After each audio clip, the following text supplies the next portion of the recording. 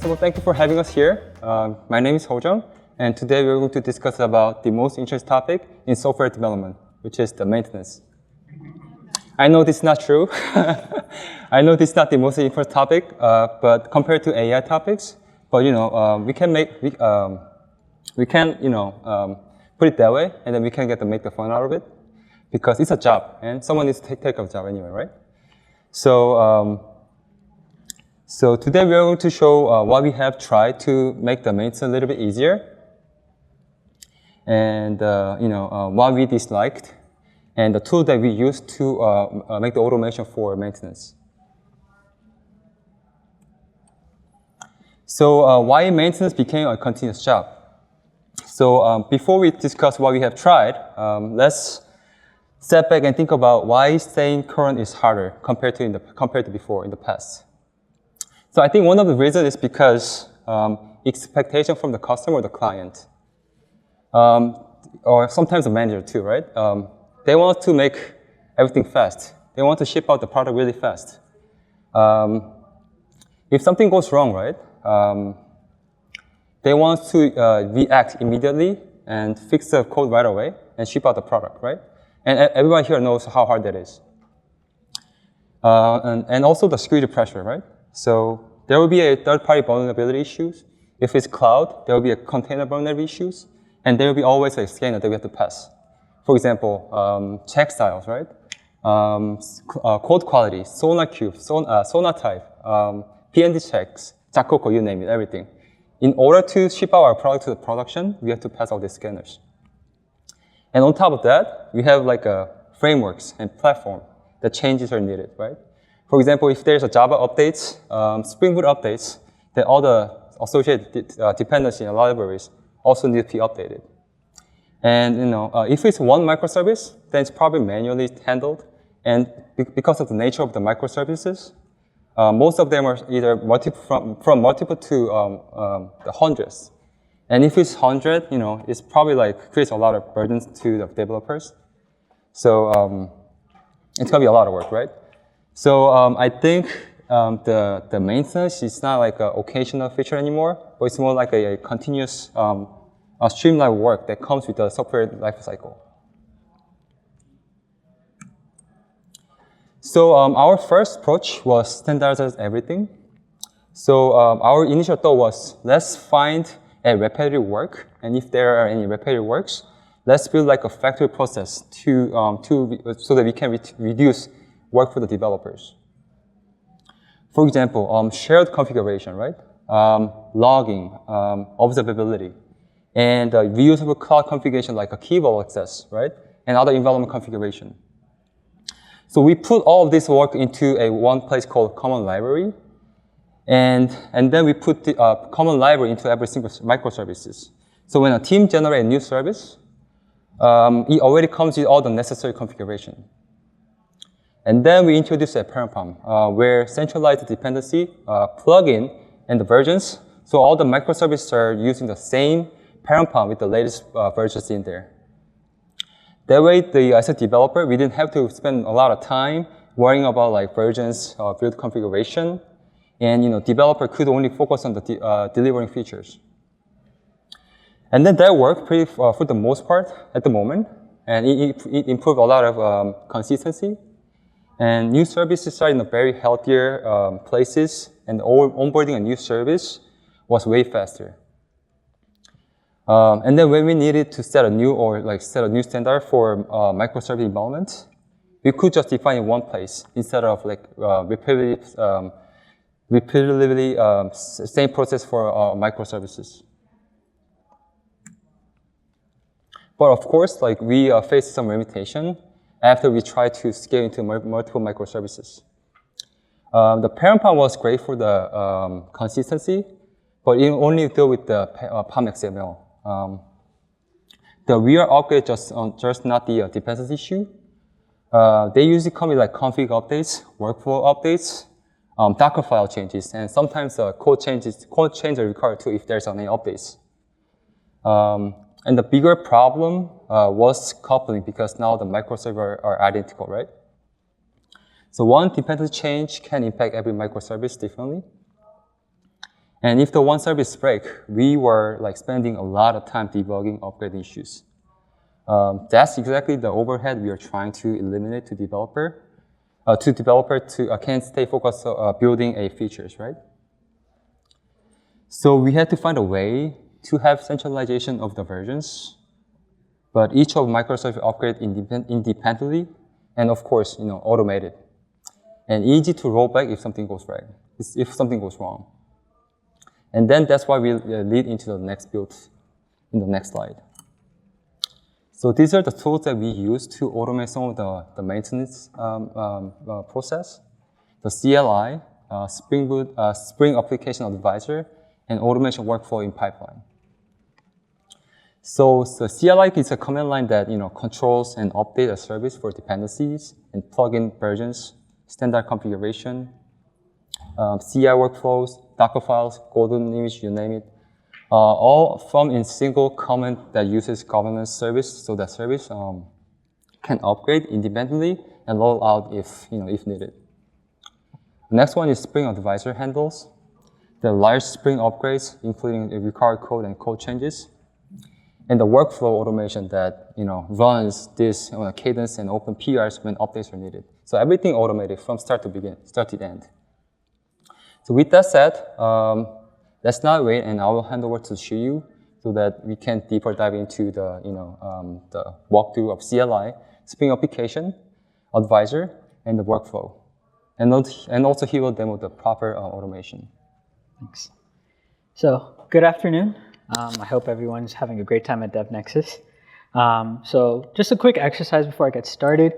Can I just get a show of hands? Who here has written some code and pushed this code and checked it in and then just gave no thought to it afterwards and just clocked out for a few months and came back later and you saw a bunch of quarantine libraries? Okay, a couple of hands. There's no shame in it, but it's happened to everyone, and every developer faces this kind of problem all the time where you kind of just do the code, do the build that you want to do, and then you don't really pay attention to the versions and the build afterwards, and we kind of just mark it as done. But at the end of the day, a software developer's job is never done. Maintenance is a huge, huge issue. So to combat this and sort of streamline the process, we came up with a few tools that we find useful. First being the CLI tool. So this is a simple command line interface that allows the developer to run a few suite of commands that they can use to integrate a new project into their working environment for their business and just get started quickly. So we can see that it unifies team standards because if you are working on microservices and different teams are working on different services, it's very easy to get lost in having different team coding standards. Some teams might be on the latest and greatest, some not so much. It also assists with the integration of third-party libraries, something that you don't really want to pay attention to or keep track of. If you are using something that's not maintained by your team specifically, it also adds it in and maintains the versioning for you, so something to keep an eye on. It also helps to write the commands and dependencies into your configurations. For example, dependencies in your pom.xml and configuration files that you might have that are environment-specific, workflow files to automate the deployment process, and Docker files to keep the latest image up and running. And it keeps services independent, so there's no lockstep upgrades needed. With the parent POM, that's something that is very useful because if you have something that breaks on one service and not on the other service, at least nothing is broken together. And it's very easy to roll back in that case if it does break because, again, everything is independent, so you can choose which versions to roll back. So I have a small picture here. I'm not sure if you are able to see that with a few of the commands that we have available, but that's the CLI tool. The next is the usage of Spring Application Advisor. So Spring Application Advisor helps us with upgrading Spring Boot versions. Every major version that we have, for example, a lot of developers have to go from the usage of Spring.2, 2.7, etc., to the new Spring.3 and Spring 3, and now Spring 4. And these are all major upgrades that are required. And I think every developer should at this point get to that in some way, shape, or form. Along with that, it has access to a library called Open Rewrite and a bunch of recipes These recipes are the coding standard that developers can use in order to maintain best practices. It allows them to reformat and refactor the code quite easily just by simply leveraging the recipes that are there. And overall, I believe the advisor helps the developer reduce the maintenance time, potentially by months or even weeks. We'll see this in a few minutes when I can run a refactor using the Spring Application Advisor. Something that might have taken a developer a couple weeks at a time will be done in a couple minutes. So now let me get into the demonstration of it.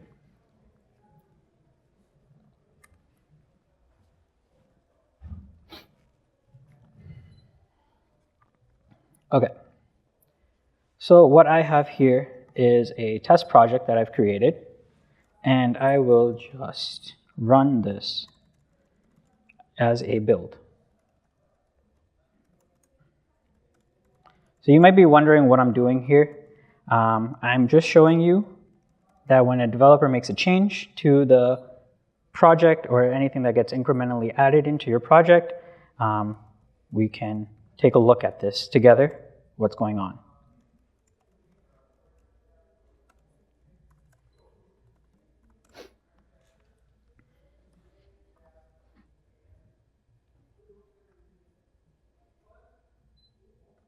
So I have a workflow attached to my GitHub project, and it's directly integrated with my repository on GitHub here, and you can see it's running a pipeline.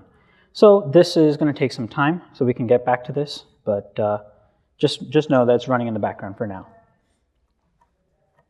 So just in case, if you don't finish the job in time, we have also like successful pull requests already. We can display that one as well. Okay. So while the other process is running, I will demonstrate the usage of our CLI tool. So right here in front of you, you have a test service. It's a simple Spring Boot project. The Spring Boot project has a couple classes. For example, this gift card payment service. In my opinion, it's very poorly written, not great coding standards by any means or metrics, and definitely not something that you should use in your own code bases. But here is an example of the power of what you can do with the CLI tool. So, as I mentioned, the tool, we call it fly.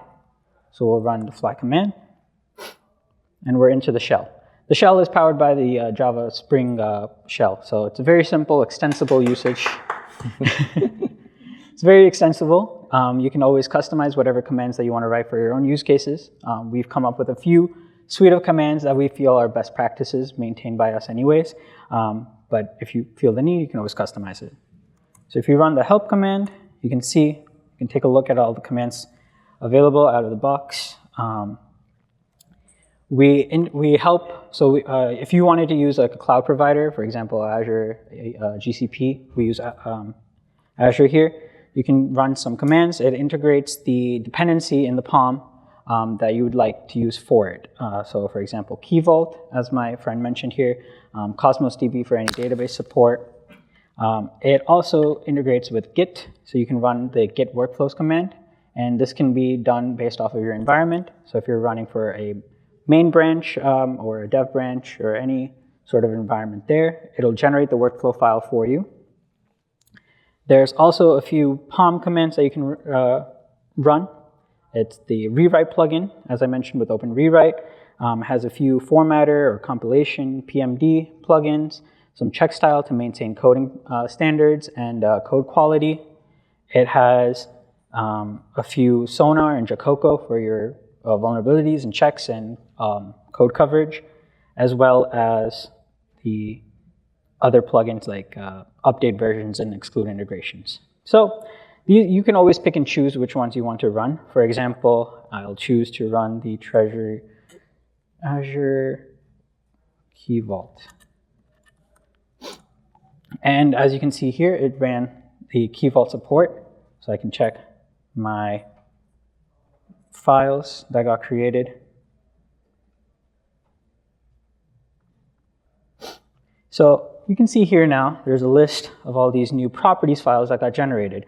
And these are specified by environment. So depending on your use case and depending on which environment you want to expose and what your properties are for it, you can, right now these are blank, but you can add in any of the support in your environment for that key vault. For example, if you have a dev environment key vault or a UAT environment key vault, cert, prod, etc. But you may not want to run and pick and choose these individually. If you just want to run everything at once, you can run the tr init all command. And as you can see, it's very instantaneous. The command has added in the plugins to the pom.xml, so it excluded the groups. It added a Git plugin. It added Jacoco, Java formatter, Maven, some PMD, check style, compilation, and the rewrite plugin. We'll get to that in a minute. It also wrote a Docker file, and it created the workflow files. So this is something that you can use to onboard your projects very seamlessly and integrate into your own environments very quickly. So we can take a look at the files that got changed. So the pom.xml. First thing is we added some excluded groups for integration, for testing, added a Sonar project key. We added dependency management for the Azure dependencies that we have support for. As we mentioned, the common library earlier. And we have a bunch of other dependencies that I mentioned in that list that got added in. So if we go a little further down, we'll see this suite of active recipes that are available. So when I ran the rewrite plugin that was part of the init, it actually added in all of these recipes. Now these recipes are taken from the Open Rewrite catalog, and they have a whole bunch of more recipes available for use as well. We chose to include these as standard, as we believe these are good enough for best practices and good enough to get started.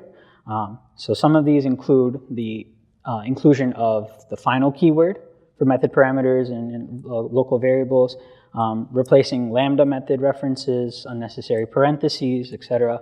Anything that can help maintain anything that can help a developer maintain coding standards. On top of that, it also created these workflow files, as I mentioned earlier. So you can see this is a workflow file that integrates with your GitHub repositories for continuous deployments and builds. So this is for a main branch. This would be for your dev branch. And it created the Docker file. Now you may notice the Docker file is created with the latest version of Java 25 JDK. It's designed to always use the latest golden image. So that is the CLI tool, but we discussed a little bit about the usage of Open Rewrite and those recipes. Now, the fun part about it is that if you are now a developer and you want to run your service, again, very dirty code. We do not want this. We do not like this. What I can now do is just run a Maven clean install, and it should run. It may take some time depending on how many dependencies are already included in your project, or if it needs to download anything, but usually it runs pretty quick. So as you can see here, there's an active recipe getting added in, and it's refactoring the code as it's doing this and running my tests to make sure nothing's broken. Oh.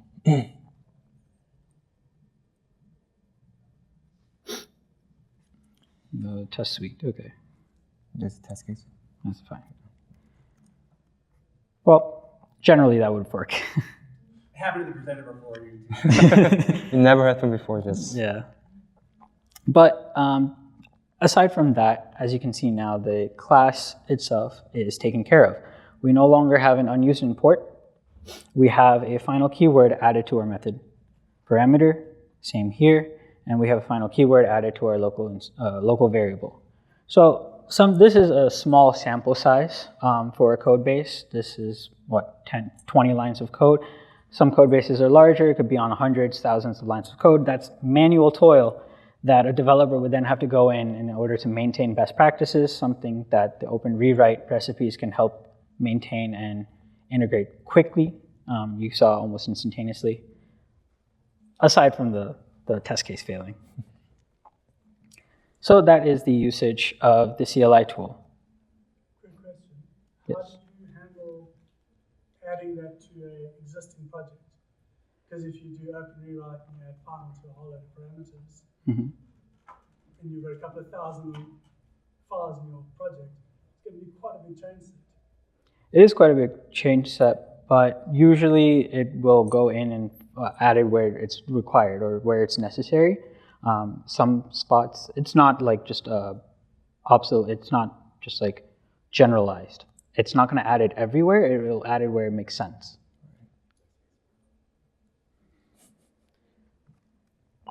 Okay.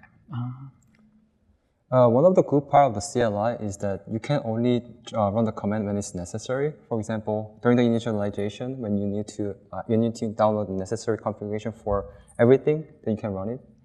Other cases will be when you need to update your version, you can just run it whenever you want it. You will get the latest version of it.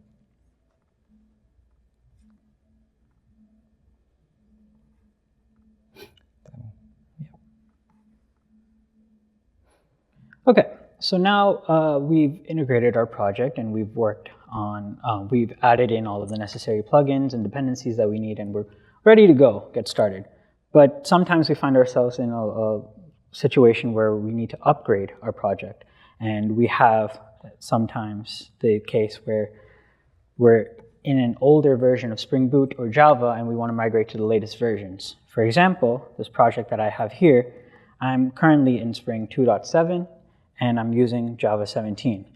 Both very, very old and very poor choices to continue with. So this project, I will then run Spring Application Advisor. If you recall earlier, I ran a pipeline. So the pipeline is actually running in the background in order to refactor this hands-off. So let me give you a little insight about the project itself. It's using a simple controller with some code. Here, I have a bean. I'm using Java X, again, very bad. And I have an application. So as a developer, I could do this myself, and I can change the version from 2.7 to 3.0 and then keep going. But I might run into some issues, and I have a lot of manual overhead that I have to go around and try to fix this. If I have any dependency issues, for example, I know going from Java X to Jakarta is a huge issue that can sometimes take developers hours, weeks, months for that. But I would rather have someone else take care of that for me while I focus on adding in other projects myself. So I'll take a look at here. All right, so the build is running.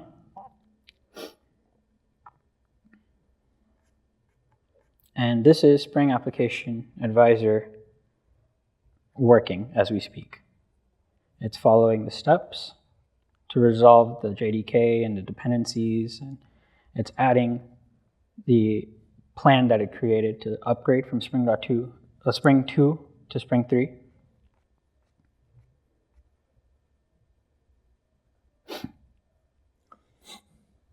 Yeah, this might take some time. Usually we find the total process of this will take anywhere from 15 to 20 minutes. So it started 11 minutes ago, so quite some time left. You might want to go back to the successful one. Yeah. Okay, so the idea is we can come back to this when it finishes, but the idea is we'll take a look at a finished product and what happens when it's done. So after it's complete, you'll see a success message, something like successfully applied upgrade. So what's happened in the background is now the advisor has gone into your code base and based off of a plan that it created for the upgrade that you're required to do, it will apply that plan and make those code changes and then create a PR for you or a pull request. This pull request is so that the developer can come in and oversee the changes that were made by the application advisor, and then they can designate whether or not they want to move forward with that change, or if they want to change anything around, maybe even close the pull request if it's not necessary. It's up to the developer's discretion, really. But the step is there in place to have some oversight. We don't want to rely completely on the tool without having any developer oversight. Sometimes it could lead to breaking changes, and we don't really want that.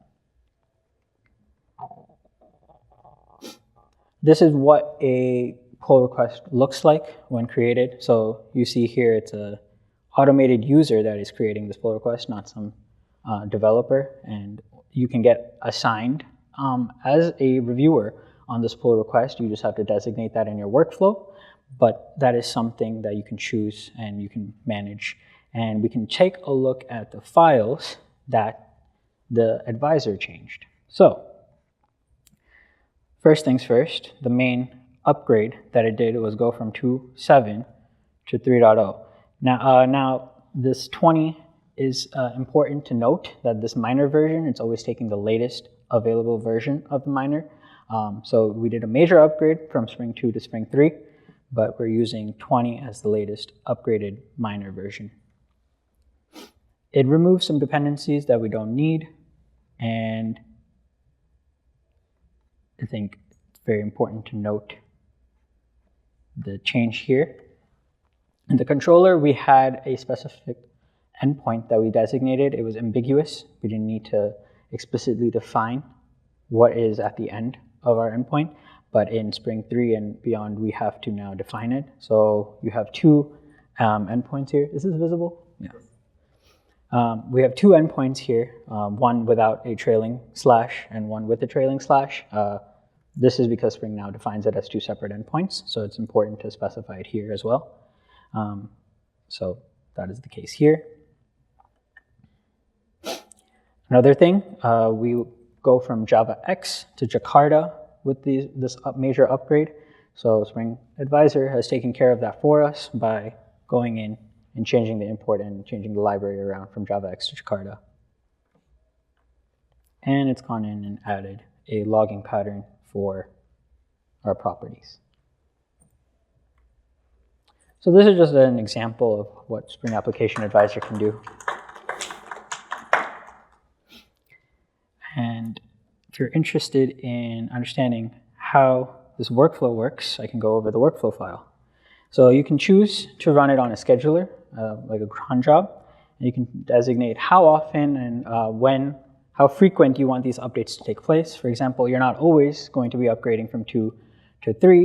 You might have some major upgrades here or there, and you want to increment. So every month, you might want to check for something, or if you have more frequent updates, you might check every week or day, depending on your use case.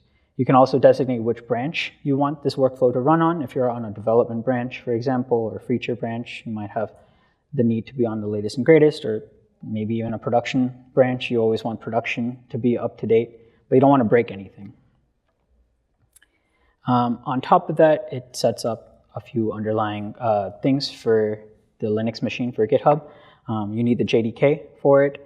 It generates the Maven that it runs on. So the JDK we're downloading.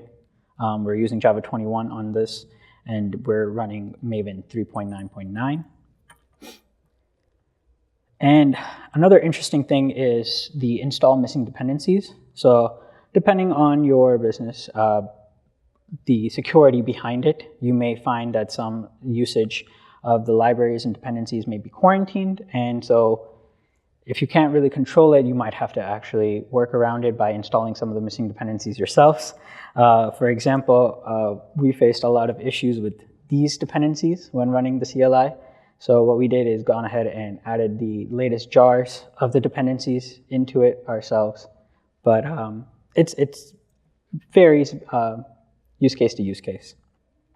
The last thing is this, the step to run the Spring Application Advisor. So you'll notice here that there's two commands that get ran, the build config get and the upgrade plan. So the build config get is something that you run in order to get the plan to make the upgrades. It designates which steps will be ran for the upgrade from Spring 2 to Spring 3, for example, and it will tell you what is going to happen when it makes these upgrades. And the upgrade plan apply is the command that is the execution of these recipes. So it'll actually go ahead and make this happen. And we've included a Git token for PRs. So you can just get a GitHub token from your repository and link it here. And this is how we're able to create that pull request on a successful completion once the upgrade is done. And that is it. That is how the workflow runs. Okay, That's done. we have a successful build. So, yeah, as I mentioned, it takes about 15 to 20 minutes. This time it took 16 minutes. So we see now we have a pull request created, and it's auto, it's open, and it's good to go. Now, as a developer, I can come in and check this. So yeah, that's it for the demonstration. I'll hand it back over. Are you using the -t option or without that? Sorry, can you repeat? Multi-threading on the back. Multi-threading? Yeah, -t option to -t4, so 4 threads parallelly can fetch the data. Right. That was, I think, taking longer time to get. Yeah. Okay. So that was our demo. Thank you. What's next? What can we improve? So another thing we can improve was obviously the GitHub action. It took whenever we run the PR or the service, it generally took us 16 to 20 minutes. So we can get this down to somewhere a little bit faster. That doesn't really matter because we don't run it. It runs automatically, but we can always make it faster. That's always better. Another one is the governance service. Right now we handle governance service by manually, so developer needs to go in and update the version, get the latest version. But we can also make this automation, right? Whenever there's a batch service, whenever there's a the CLI runs, right? The governance service can call API service to get the latest version from the Maven and update our service. So yeah, that was it. That was our presentation. Thank you for listening. We'll be here another next 10 to 15 minutes, so if you have any questions and feedback, let us know. Thank you.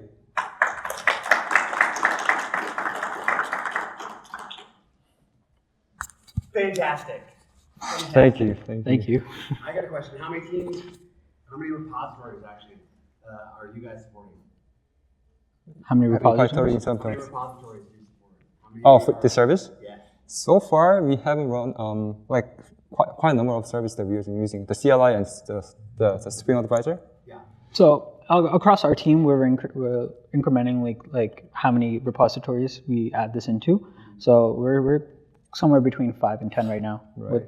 with an increasing amount. There were some quarantine issues when we update, so we kind of go back and forth, but pretty useful. We don't have to do copy paste. At least we just want to do a lot of the work. Obviously, something conflict happens and have to do it. That's Right. Yeah. That's always going to be the case. If you have something that breaks, it's going to break anyhow. But with this, at least it'll streamline the process. You don't have to continuously. And like we mentioned with the governance UI, that is something that we're hoping to automate as well with the maintenance of the versions for each dependency that you're using. So something in the future we could maybe add is adding a pull for the latest version on every GitHub action that we run. So that way we're always also ensuring that the latest versions are getting used for each of our dependencies that we add in.